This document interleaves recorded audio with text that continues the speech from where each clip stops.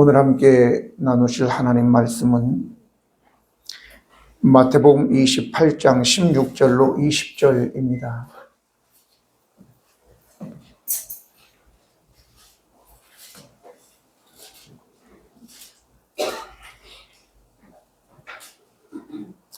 열한 제자가 갈릴리에 가서 예수께서 지시하신 산에 이르러 예수를 배우고 경배하나 아직도 의심하는 사람들이 있더라. 예수께서 나와 말씀하여 이르시되 하늘과 땅의 모든 권세를 내게 주셨으니 그러므로 너희는 가서 모든 병을 분양하라. 아버지와 아들과 성령의 이름으로 세례를 베풀고. 같이 읽습니다. 내가 너희에게 분부한 모든 것을 가르쳐 지키게 하라. 볼지어다 내가 세상 끝날까지 너희와 항상 함께 있으리라 하시니라. 아멘. 오늘 우리는 예수님의 지상에서의 마지막 행적과 가르침, 그리고 우리도 거의 2년에 걸쳐서 우리가 마태복음을 나누었는데 오늘이 마지막 설교가 되겠습니다. 저의 마지막 설교가 아니라 마태복음에 대한 마지막 설교라는 겁니다.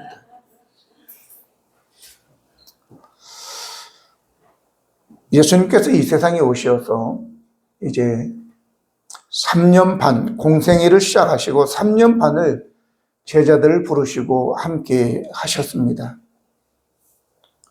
그리고 십자가의 고난, 또 부활 후에 마지막 40일 동안 지상에 계시면서 물론 다른 행적들도 많이 있었습니다만은 마태는 이 모든 것을 생략하고 이제 이 마지막 부분을 얘기한 겁니다. 오늘 예수님께서는 제자들을 만나서 최후의 지상 명령을 하고 계심을 기록하고 있지요. 저는 오늘 말씀을 통해서 예수께서 제자들에게 최후의 명령으로 모든 민족을 제자 삼으라 라고 하셨는데, 보다 근본적으로 우리가 제자 삼는 것이 무엇인가를 살펴보려고 합니다. 제자는 무엇입니까? 역사가 흐르는 동안에 많은 훌륭한 스승들이 있었죠. 특별히 저 그리스의 소크라테스라는 사람이 있었습니다. 그의 제자 플라톤이 있었고 또 플라톤의 제자 아리스토텔레스가 있었죠. 플라톤은 자기의 스승으로부터 잘 배워서 아카데미아라는 그런 고등기관을 만들어서 수학, 그리고 또 철학, 또 과학 이런 것 등을 가르치고 국가라는 책을 내어서 왕이 철학자로서 얼마나 이상적으로 이 나라를 다스릴까라는 것을 계획하면서 했던, 지금 서양의 철학의 토대가 되었다 이렇게 얘기합니다. 근데 제가 소크라테스, 플라톤, 아리스토텔레스를 얘기하는 것은 그 사람들을 위한 것이 아니라 제자라는 것을 얘기하기 위한 것입니다. 실제로는 예수님께서는 그들보다 한 300~400년 후의 인물입니다. 그런데 예수님과 그들을 비교하는 것조차 언어 도단이죠. 어떻게 하나님과 사람을 비교할 수 있겠습니까? 그러나 제가 말씀드리는 것은 제자가 되는 것이라고 하는 것은 그냥 그 사람의 가르침만 받는 것이 아니라는 거예요. 삶을 본받고 또 거기서 끝나는 것이 아니라 또 다른 제자를 내가 만들어 가야 된다라고 하는 것입니다. 제자라는 말의 의미는 마테테스라고 하는 헬라어인데 배우는 자, 생도, 말로써 어떤 사람의 다른 사람의 실제적이고 이론적인 지식을 습득하기 위해서 그 사람에게 자신을 결속시킨다라고 하는 거예요. 결속시킨다. 이는 장사하는 것도 마찬가지고 또 의사나 철학자나 그릇을 만드는 도공이나 그리고 철을 다루는 철공도 마찬가지입니다. 영어로는 이것을 어프렌티스라고 얘기합니다. 한자어로는 도제라고 얘기하는데 견습생이라고 하기도 실습생, 수련생이라고 얘기합니다. 병원에서 의사가 전문의가 되기 위해서는 1년간의 이제 인턴 과정이 있고 경우에 따라 다르지만 3, 4년의 레지던트 과정이 있습니다. 그것을 이제 이미 전문의가 된 과장 의사 선생님 밑에 같이 다니면서 이제 훈련을 받게 되고 나중에 한 3, 4년이 지나면 비로소 그때 시험을 치르고 자격을 얻게 되고 스스로 혼자서 이제 사람들을 진료할 수 있게 되어지는 것입니다. 생명을 다루는 일이기 때문에 그만큼의 과정과 어려움들이 있는 거예요. 과거에 우리나라 한 2005년도 12월 21일까지는 우리나라의 사법고시를 아무나 볼 수 있었어요. 그때는요. 남녀노유, 학력 불문 누구나가 다 사법고시를 보아서 공부 잘하면 패스를 해서 변호사도 되고 법관도 되고 할 수 있었습니다. 노무현 대통령 같은 경우는 상고 나와가지고 사법고시 패스하지 않았나요? 지금은 안 되죠. 왜? 너무 중요한 일이기 때문에. 그래서 법대를 나오든지 아니면은 일반 대학을 나왔으면 법률대학원에 가서 3년을 더 공부하든지 이런 과정을 통합니다. 그렇다고 해서 변호사가 되면 바로 개업을 할 수 있지만 법관이 되기 위해서는 몇 년을 또 거쳐야 되는 것입니다. 훈련과. 오늘 제가 이 말씀을 드리는 것은 이만큼 생명을 살리는 일은 어렵다. 많은 과정이 필요하다는 것을 얘기하는 거예요. 그런데 예수님께서 제자들을 부르시고 3년 반이라는 세월을 함께 하시면서 그들을 훈련한 것입니다. 말씀으로 훈련하고 삶으로 훈련한 것이죠. 이제 제자들은 그렇게 훈련을 받았으면 어떻게 해야 되느냐라고 하는 거예요. 그게 중요한 거죠. 오늘 우리는 오늘날 스스로 그냥 나 제자다 하는 사람들도 있어요. 근데 삶을 보면 전혀 제자가 아니에요. 오늘 본문 말씀을 통해서 우리가 제자가 되고 또 뿐만 아니라 다른 사람을 제자로 삼으라고 했는데 내가 제자 되지 않고 어떻게 다른 사람을 제자 삼을 수 있겠습니까? 오늘 말씀에 16절에 이런 말씀이 기록되어 있습니다. 11 제자가 갈릴리에 가서 예수께서 지시하신 산에 이르러 라는 말씀이 있습니다. 제자가 되려고 한다면, 제자가 되었다면, 제자를 삼으려면 스승과 동행해야 된다라고 하는 거예요. 동행. 함께 하는 거죠. 오늘 동행했다. 우리가 그러면 구약에 에녹이라는 사람이 떠오르지 않나요? 에녹은 65세에 무드살라를 낳고 300년 동안 하나님과 동행하며 자녀를 낳았다. 이렇게 나오며 동행이라는 단어가 납니다. 그 동행이 바로 할라크인데 이 할라크라는 단어는 함께 걸어가는 거예요. 그냥 걷는 거, 오다 가다 걷다 이런 동사입니다. 그런데 신약에 와서는 좀 더 다른 의미가 더 정확한 말씀이 되어지는데 예수님께서 공생애 시작하시면서 저 갈릴리 해변을 거니시다가 거기에 그물을 싣고 있는 시몬 베드로와 그의 동생 안드레를 만났고 또 세베대의 두 아들 야고보와 요한을 만났습니다. 너희는 나를 따르라 라고 이야기합니다. 따르라. 이 따르라라고 하는 것이 아콜루데오라고 하는 단어인데 그것이 바로 따르는 것이 함께 같은 길에 있다 이런 뜻입니다. 함께 같은 길에 있다라고 하는 거예요. 좀 억지스러운 내가 이걸 적용했는지는 모르지만은 갈릴리에 가서 예수께서 지시하신 산에 이르러라고 얘기하고 있습니다. 예수는 미리 그들에게 십자가에 못 박히시기 전에 제자들에게 나중에 내가 부활하면 내가 그 지시하신 그 갈릴리 그 산에 가서 만나자, 이렇게 미리 말씀하신 것이란 말이죠. 그래서 제가 동행이라는 말씀을 여기에 쓴 겁니다. 그 산이 무엇이겠느냐 말이죠. 예수님께서 제자들을 만나고자 하는 그 산이 뭐냐, 산이.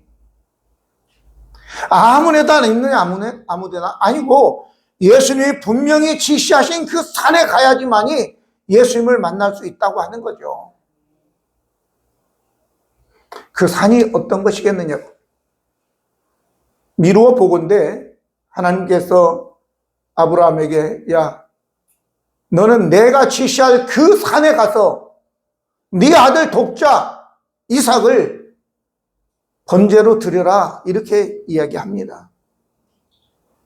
그래서 끌고 가서 죽이려 한 것이 모리아 산인 거예요. 산. 또 모세가 십계명을 받기 위해서 신의 산에 올라가게 되죠. 산에 지시하신 그 산, 하나님의 산입니다. 오늘 그러면 성경에 보면 우리 주님께서 내 교회를 내가 이 반석 위에 세우리니 음부의 권세가 이기지 못할 것이고 라고 말씀하시면서 내 교회라고 얘기하고 있는 것입니다. 우리가 잘 알듯이 하나님의 임재가 있는 곳이 바로 어디에 있느냐라고 하는 거예요. 퀴즈를 냅니다.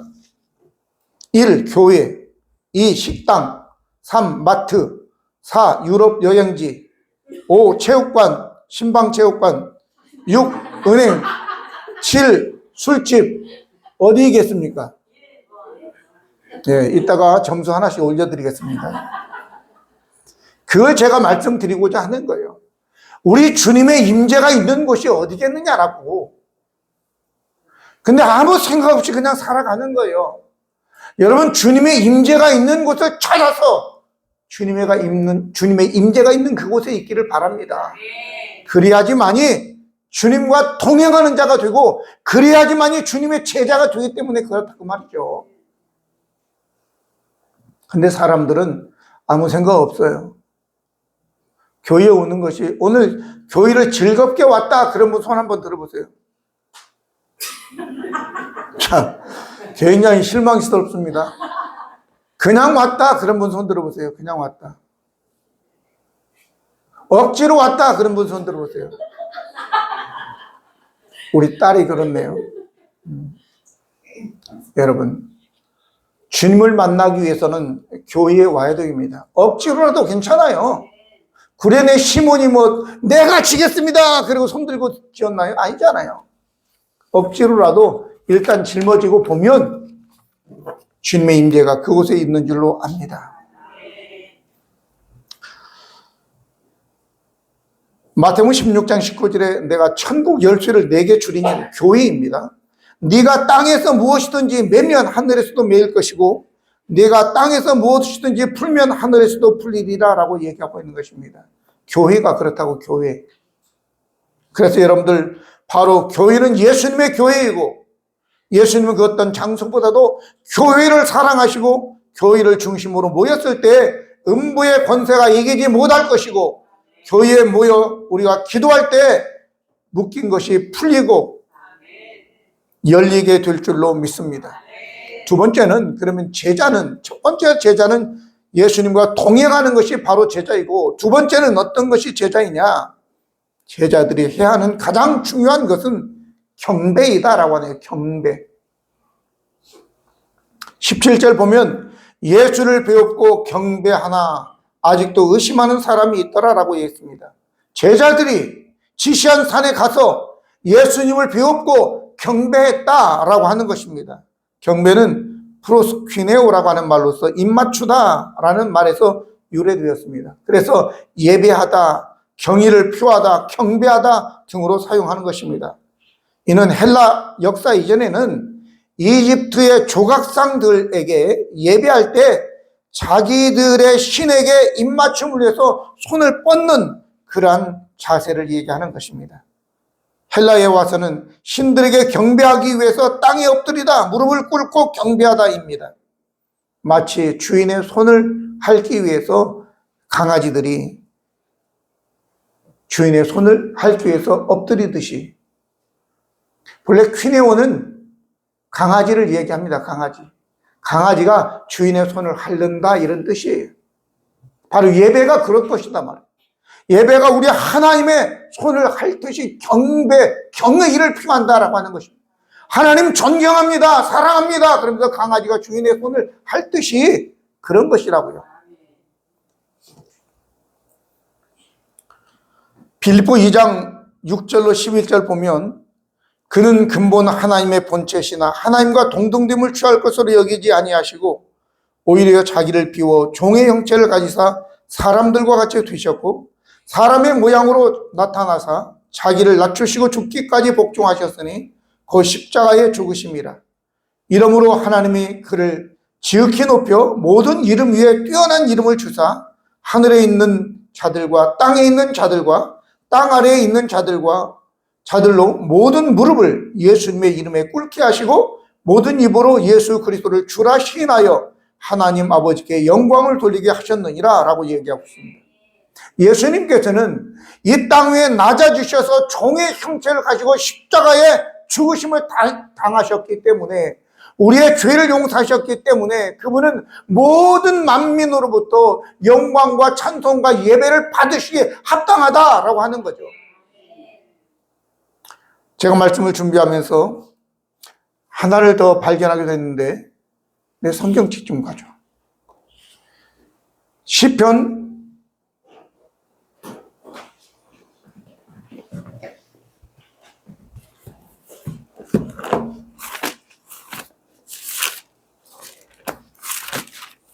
1 너무 귀한 거여서 같이 한번 읽도록 하겠습니다. 시편 148편 1절로 14절까지 띄우면 우리가 한 절씩 교독하겠습니다. 할렐루야. 하늘에서 여호와를 찬양하며 높은 데서 그를 찬양할지어다.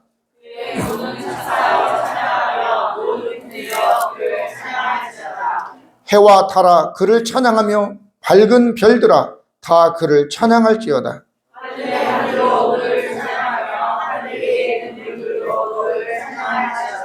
그것들이 여호와의 이름을 찬양하면 그가 명령하심으로 지음을 받았음이로다.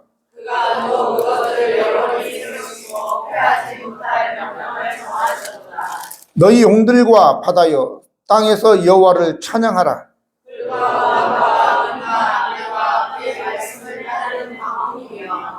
산들과 모든 작은 산과 과수와 모든 백향목이며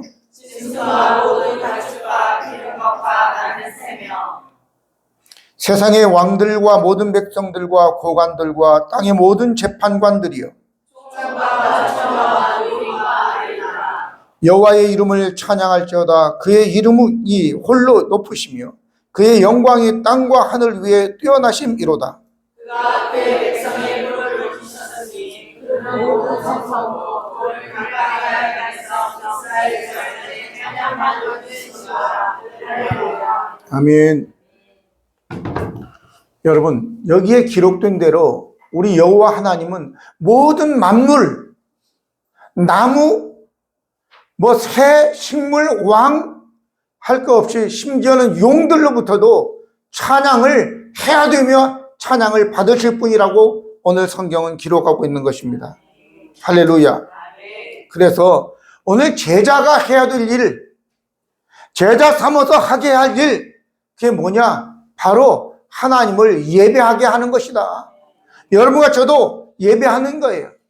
그 어떤 것을 드림보다도 봉사를 많이 하고 헌금을 많이 하는 그것보다도 더 중요한 것은 바로 하나님을 예배하는 것입니다.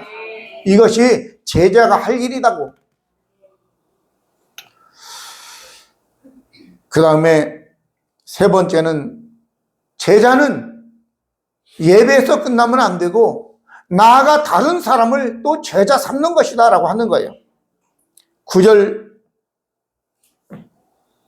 19절에 보면 그러므로 너희는 가서 모든 민족을 제자로 삼아 아버지와 아들과 성령의 이름으로 세례를 베풀고 내가 너희에게 분부한 모든 것을 가르쳐 지키게 하라. 볼지어다 내가 세상 끝날까지 너희와 항상 함께 있으리라 하시니라. 예수님께서 그가 훈련하여 제자 삼은 자들로 하여금 내가 너희를 제자로 양육한 것처럼 너희도 다른 사람을 제자 삼아 양육해서 라고 얘기하고 있는 것입니다. 바울은 디모데에게 이렇게 얘기합니다. 디모데 후서 2장 2절을 보니까 또 내가 많은 증인 앞에서 내게 들은 바를 충성된 사람들에게 부탁하라. 그들이 또 다른 사람들을 가르칠 수 있으리라 라고 얘기하고 있습니다.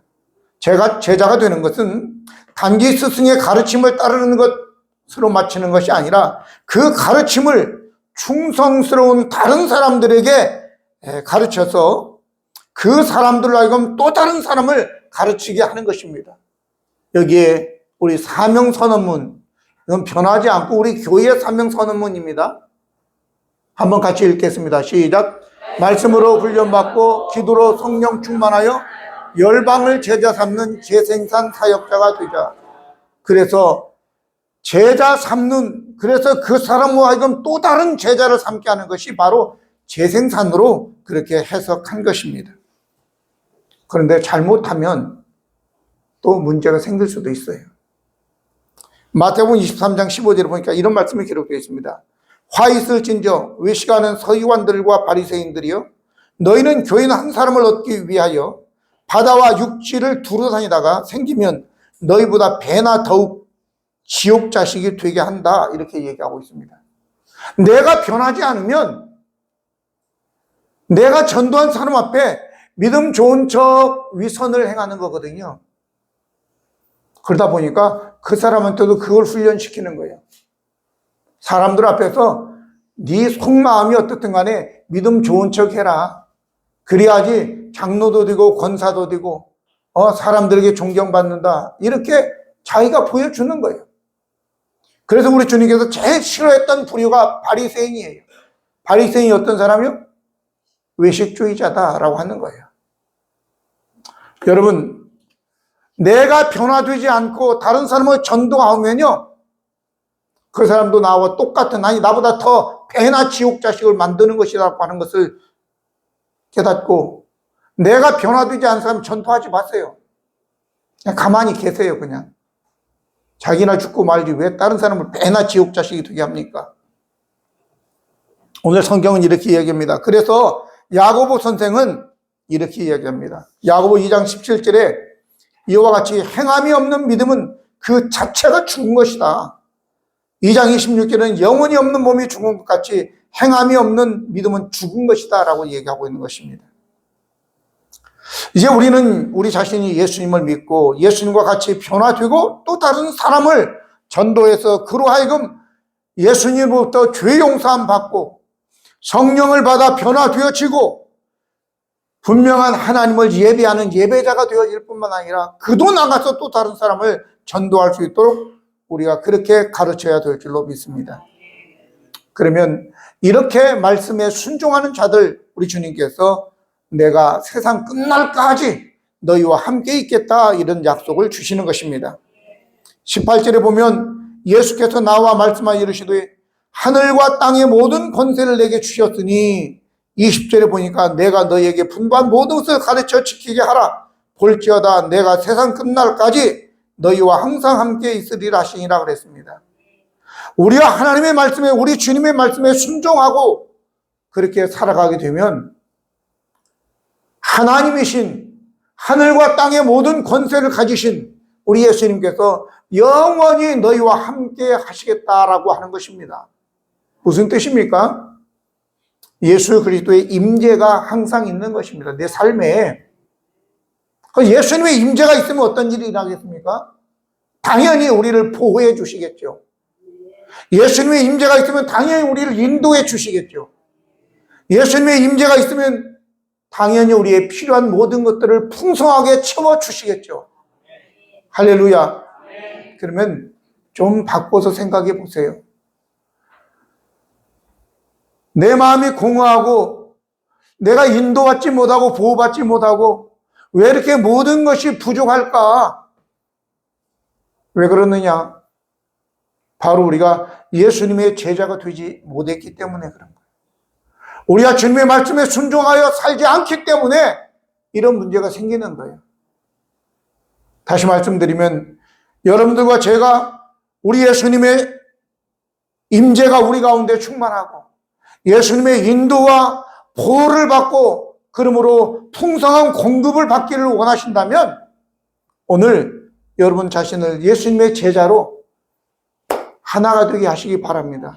그리고 이제부터 내가 주님을 위해서 주님의 말씀대로 순종하며 살아가고 주님의 뜻대로 명령대로 이 일을 행하겠습니다. 이런 마음을 가지게 될 때에 우리 주님은 우리와 함께 해주실 뿐만 아니라 함께 해주신다고 하는 것은 우리를 인도해 주시고 보호해 주시고 공급해 주신다는 것을 여러분들이 기억하셔서 그러한 주님의 인도와 공급과 그리고 보호를 받고 살아가는 우리 모두가 되기를 예수님의 이름으로 축복합니다. 기도하시겠습니다. 은혜로우신 하나님 우리 아버지, 오늘 저희들 부족하고 연약하지만 하나님께서 저희들을 하나님의 자녀 삼으시고 예수님의 제자 삼으셨습니다. 이제 예수님의 제자로서 어디에 있어야 될지, 무엇을 해야 될지, 또 나를 제자 삼으신 예수님의 말씀에 순종하여 누군가를 또 제자 삼아 그로 하여금 하나님을 예배하게 하고 그로 하여금 항상 하나님의 임재가 있는 교회를 중심으로 살아가게 하는 것, 이것이 바로 오늘 내게 할 일이고 그렇게 순종하며 살아갈 때에 우리 하나님께서 우리에게 인도와 보호와 공급을 해 주실 줄로 믿습니다. 그런 은혜가 우리 온 성도들에게 함께 있기를 간절히 기도하며 우리 주 예수 그리스도의 이름으로 기도드립니다. 아멘.